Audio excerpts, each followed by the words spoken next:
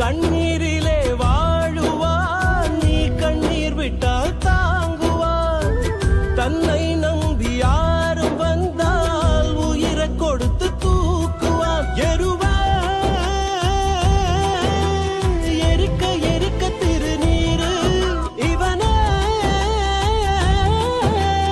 படிக்க படிக்க வரலாறு.